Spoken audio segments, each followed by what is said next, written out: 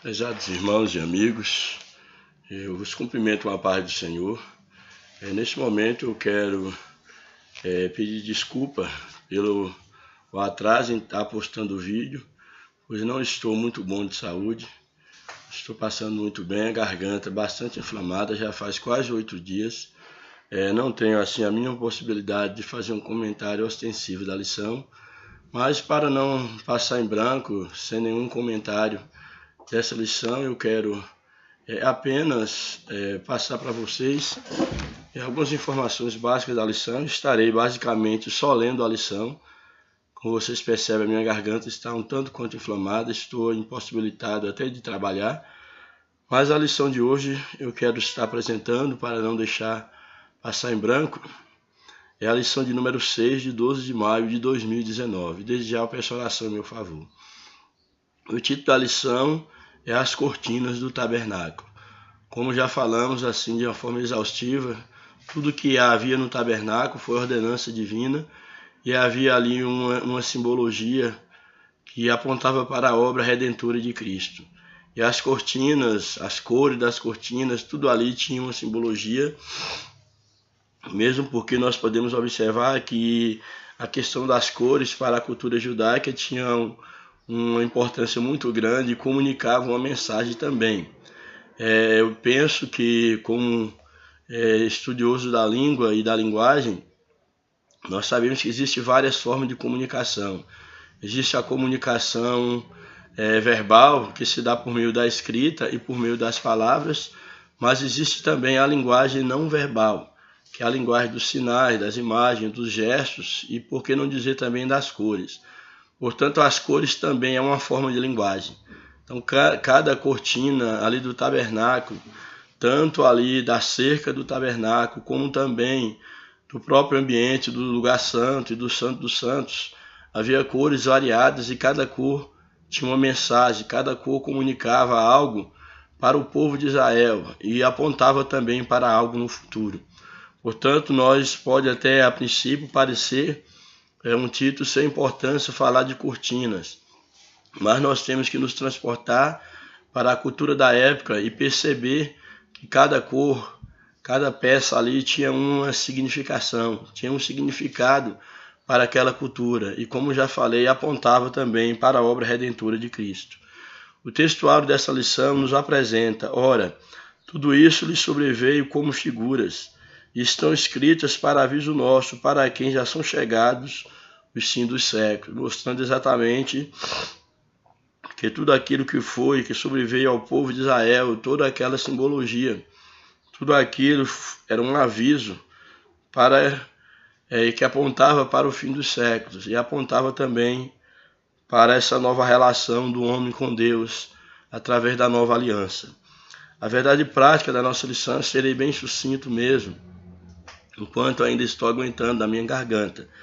A verdade prática da nossa lição nos diz o seguinte: comparando as coisas simples do tabernáculo com as celestiais, aprendemos as verdades que nos levam ao crescimento espiritual. Nós vimos ali que tudo aquilo que compunha a mobília do tabernáculo, nós comparando aquilo que representava para o povo de Israel com as coisas espirituais, com as coisas celestiais, dentro daquela simbologia do tabernáculo, nós vamos aprender lições para o nosso crescimento espiritual, para o nosso relacionamento com Deus. A leitura bíblica em classe nos diz o seguinte, estarei lendo apenas.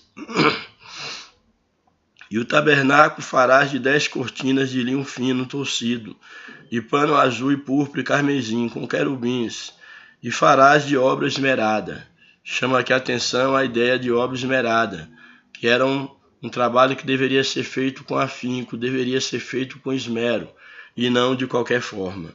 O comprimento de uma cortina será de 28 côvados, e a largura de uma cortina de 4 côvados. Todas essas cortinas serão de uma só medida. 5 cortinas se enlaçarão uma à outra, e as outras 5 cortinas se enlaçarão uma com a outra. A união dessas cortinas, que tem uma simbologia no mundo espiritual. E farás laçadas de pano azul na ponta de uma cortina, na extremidade, na juntura. Assim também farás na ponta da extremidade da outra cortina, na segunda juntura. 50 laçadas farás numa cortina, e outras 50, e outras 50 laçadas farás na extremidade da cortina que está na segunda juntura. As laçadas estarão travadas uma com a outra, a ideia da união. Farás também 50 colchetes de ouro, e ajuntarás com esses colchetes as cortinas uma com a outra, e será o tabernáculo. Todas essas cortinas unidas iriam compor o tabernáculo.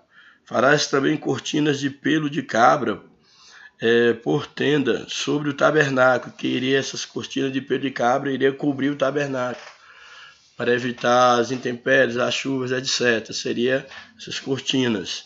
De 11 cortinas o farás. O comprimento de uma cortina será de 30 côvados, e a largura da mesma cortina de 4 côvados.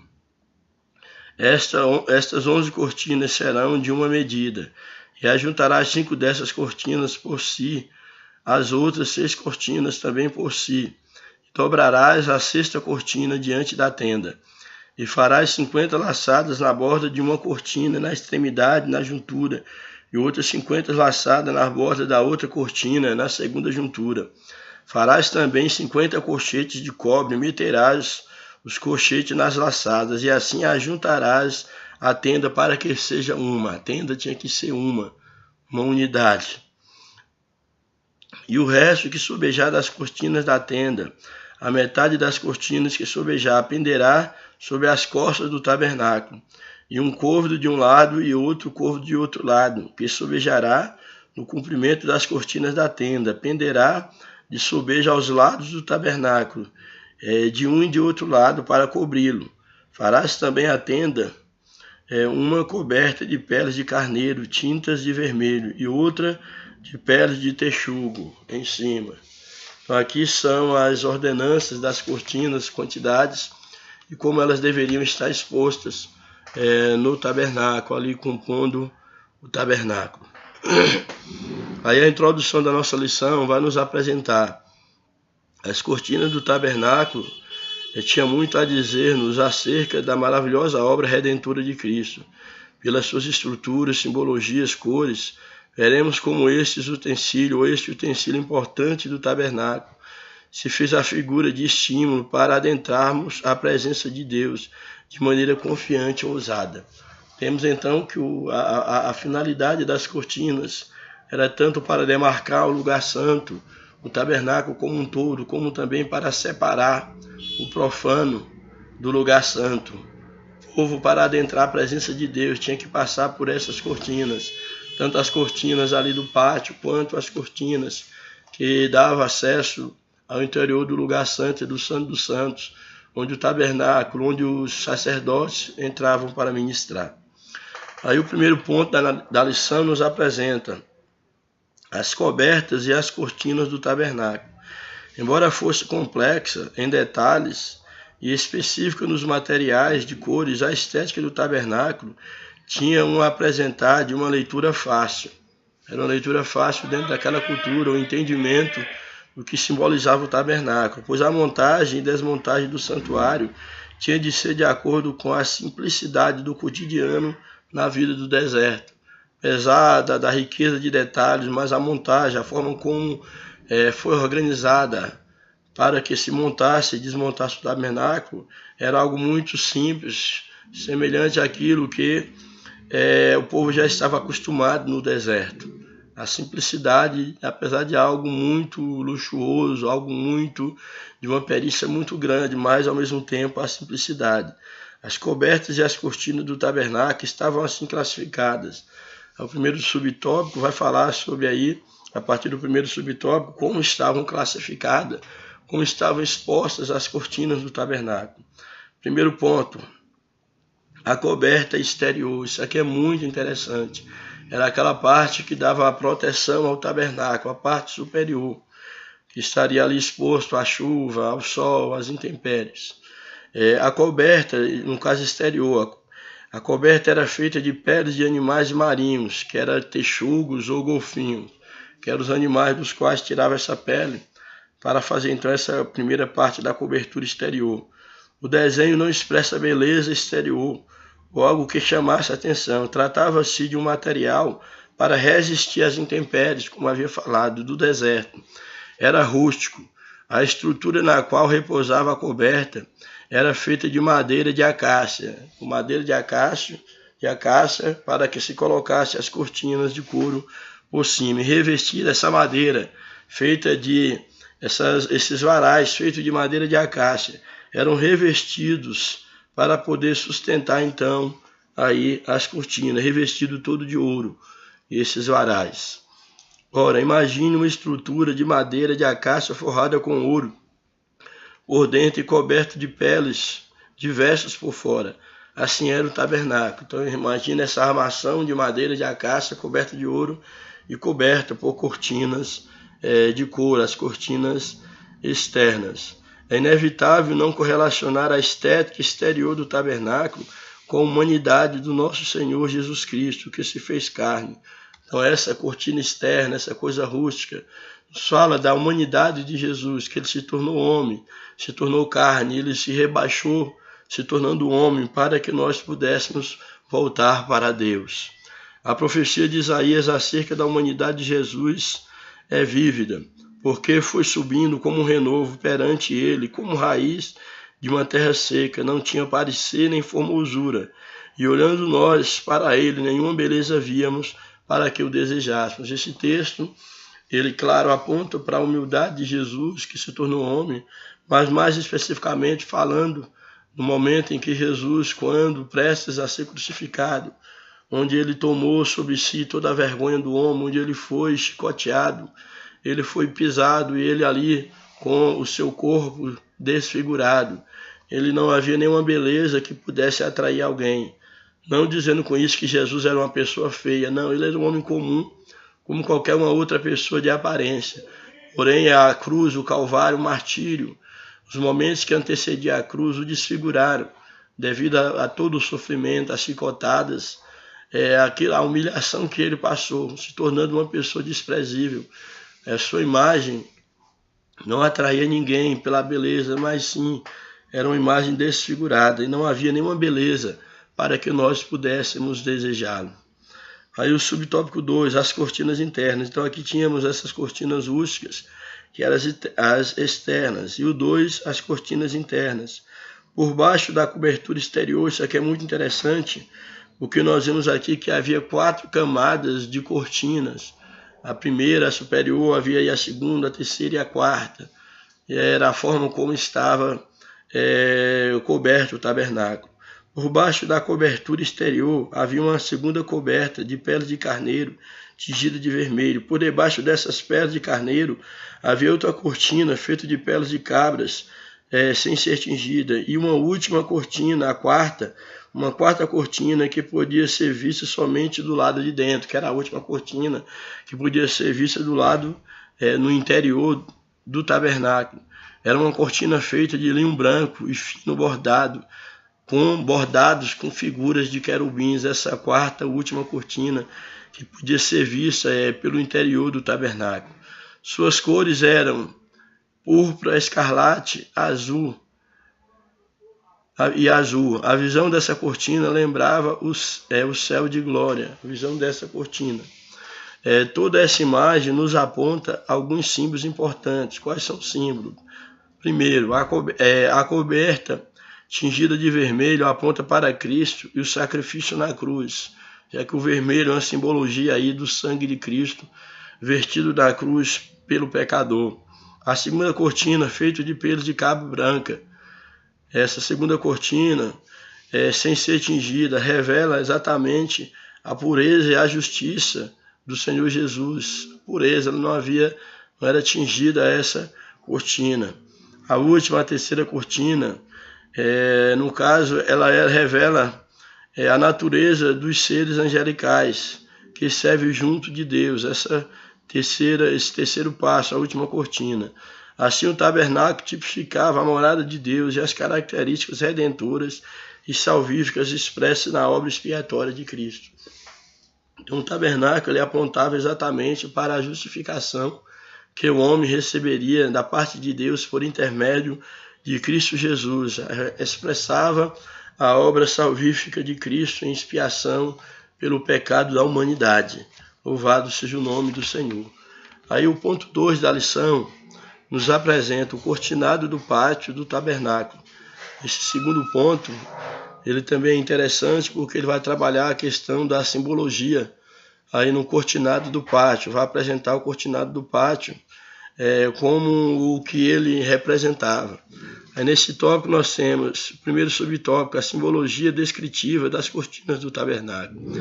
Descrever a importância das cortinas do tabernáculo e não considerar seu valor espiritual e tipológico significa ignorar o propósito integral do texto narrativo acerca do santuário, mesmo porque não faria sentido só falar de cortinas por cortinas. Havia toda uma lição através desses objetos. Ora, a precisão dos detalhes de cada peça e material usados para construir o tabernáculo servia de ensino das verdades acerca das coisas espirituais.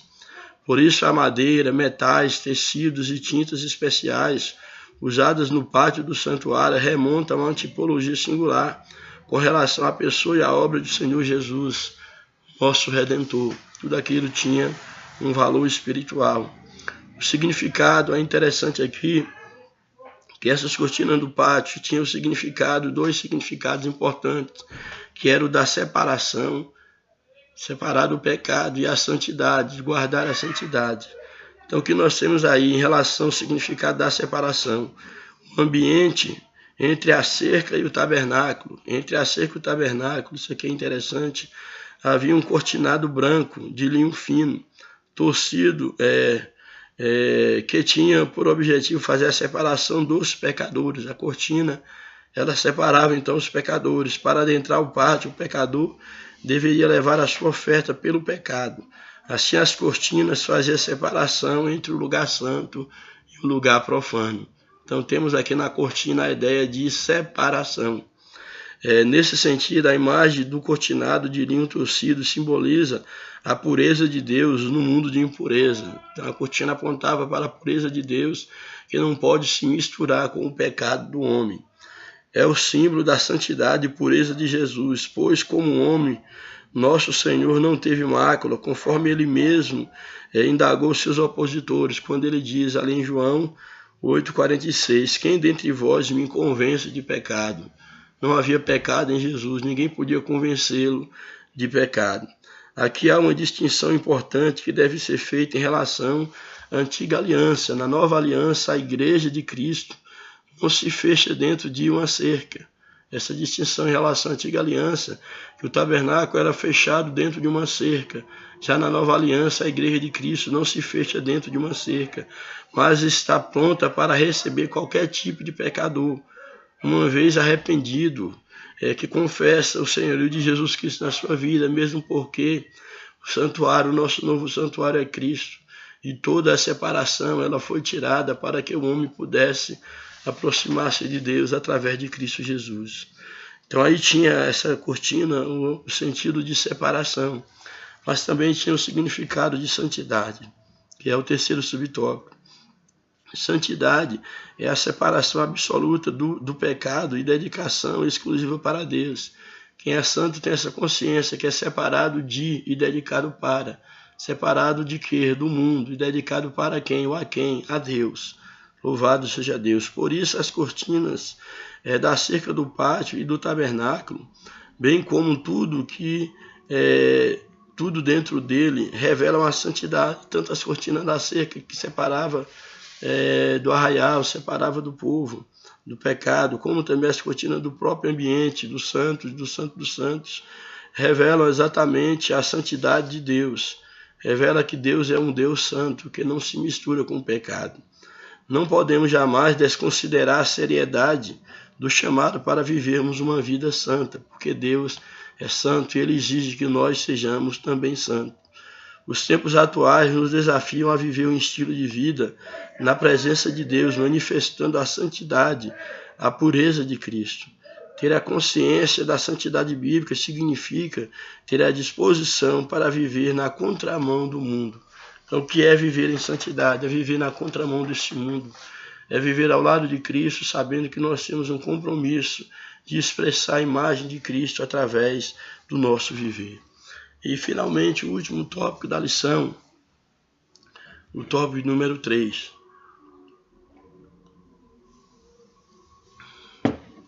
Esse tópico nos apresenta as cores das cortinas do tabernáculo. Primeiro subtópico, o significado especial de cada cor das cores. As cores, primeiro, retomando aquilo que eu falei ao início, nós temos que entender que as cores também é uma maneira de transmitir mensagem. As cores também são linguagens, elas também falam. O branco tem sua simbologia em cada cultura, o preto, o vermelho, o azul, o amarelo, todas as cores, elas comunicam uma mensagem.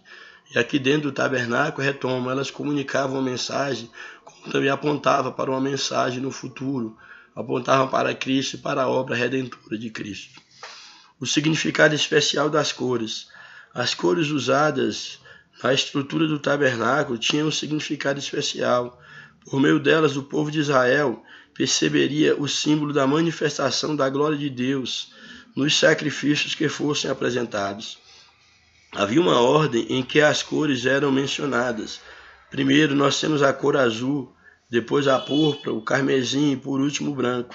Essas cores estavam na porta da entrada que dava acesso ao lugar sagrado. Nós temos ali cortinas que davam acesso ao tabernáculo, onde por meio do ministério sacerdotal, do sacerdote, o pecador encontrava-se com Deus. Assim, toda vez que alguém entrava por essa porta, deparava-se com a simbologia dessas cores, com o que elas representavam dentro daquela cultura. Para nós, os discípulos de Cristo, essas cores apontam para a obra de Cristo, que envolve a remissão do pecado, a remissão do passado, no presente, como também no futuro. É a obra completa da salvação. Louvado seja o nome de Jesus. Aí o segundo subtópico nos apresenta, mais especificamente, falando das cores. Primeiro, a cor azul, que era a primeira cor ali mencionada, no caso dessas cores, aí apresentadas tanto na cobertura do tabernáculo como aí da porta.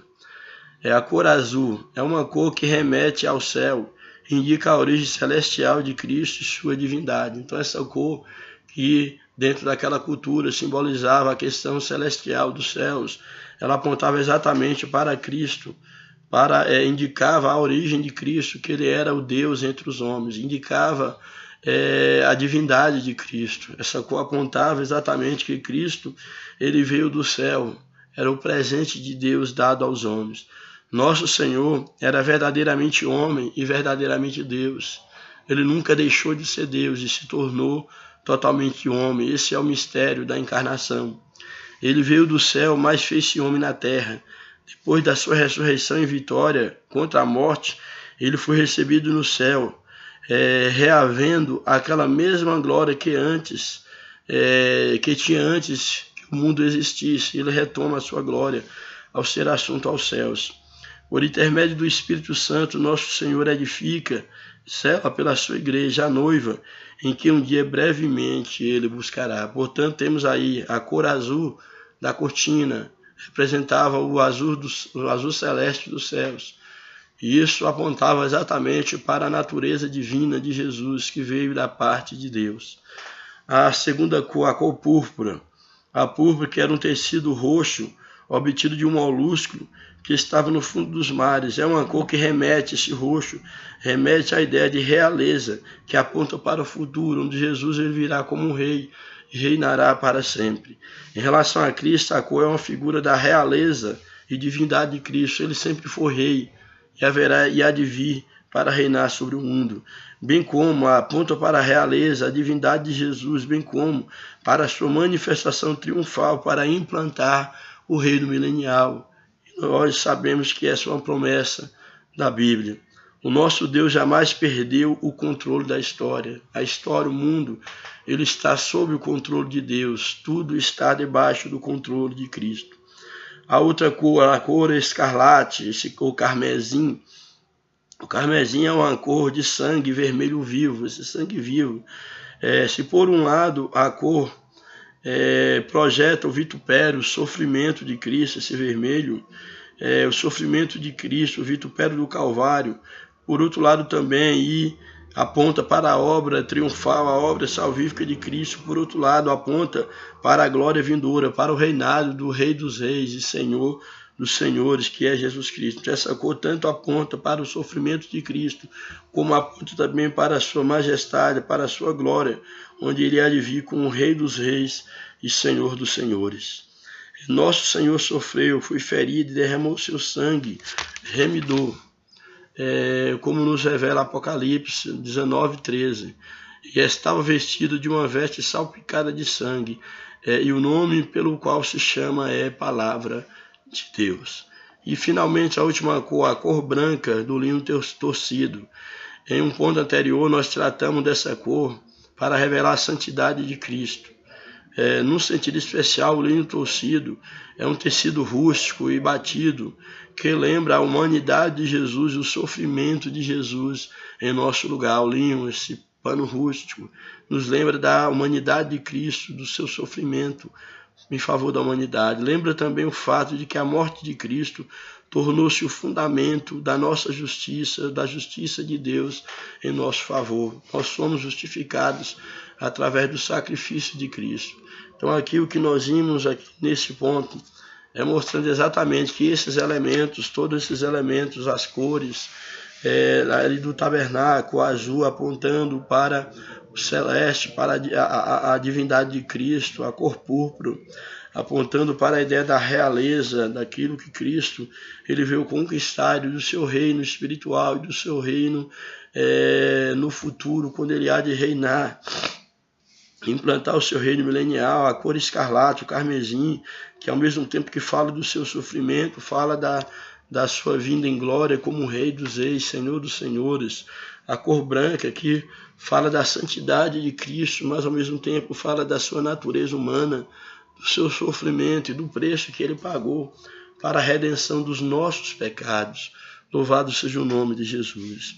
Então nós vimos aí esses elementos todos que foram aí inseridos nessa lição, falando das cortinas do tabernáculo, que tem como um propósito fazer nos lembrar toda a obra de Cristo feita pela humanidade, tudo aquilo que Deus fez em prol da vida do homem. Louvado seja o nome do Senhor. Então nós temos aí a oportunidade de entendermos que nós somos salvos. E aqui é interessante quando a lição coloca que o real propósito da vida cristã é entender que nós não somente somos salvos para ir para o céu livrar do inferno, mas para nos tornarmos filhos de Deus. E nós, enquanto filhos de Deus, nós nos relacionamos com Deus por intermédio de Jesus Cristo.